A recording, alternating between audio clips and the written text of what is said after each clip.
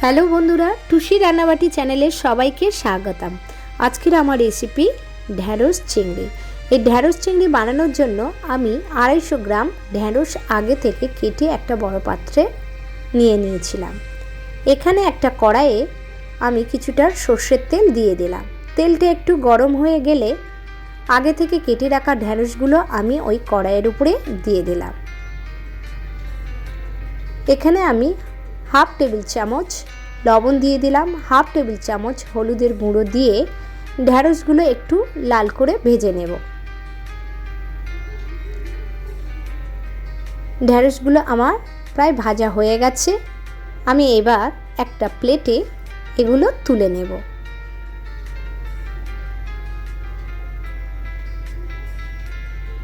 ওই কড়াইয়ে আরও কিছুটা সর্ষের তেল দিয়ে দিলাম।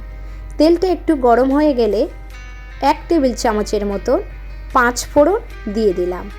একটা গোটা বড় সাইজের পেঁয়াজ ছোট ছোট কুচি করে দিয়ে দিলাম। কয়েকটা কাঁচা লঙ্কা দিয়ে দিলাম। এখানে আমি আগে থেকে আদা এবং কাঁচা লঙ্কার একটা পেস্ট বানিয়েছিলাম, তার 1 চামচ আমি দিয়ে দিলাম একটু ঝালের জন্য।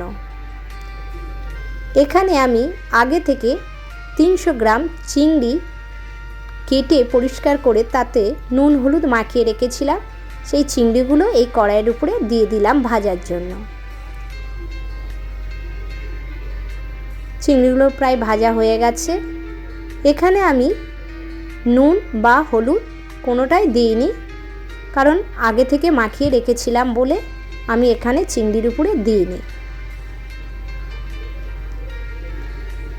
এখানে আমি 1 চামচ লঙ্কার গুঁড়ো দিয়ে দিলাম।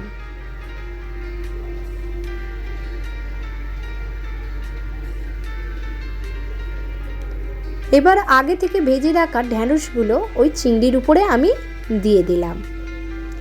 দিয়ে চিংড়ি এবং ঢ্যাঁড়সগুলো একটু নেড়ে দিলাম। এখানে আমি হাফ বাটি জল দিয়ে দিলাম।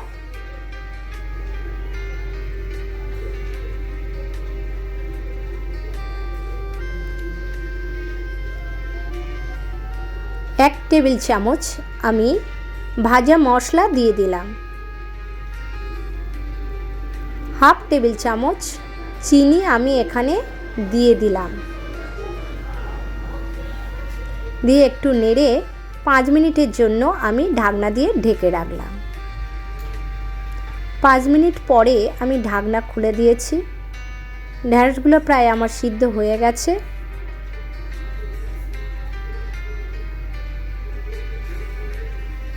এখানে আমি 1 টেবিল চামচ গরম মশলার গুঁড়ো দিয়ে দিলাম।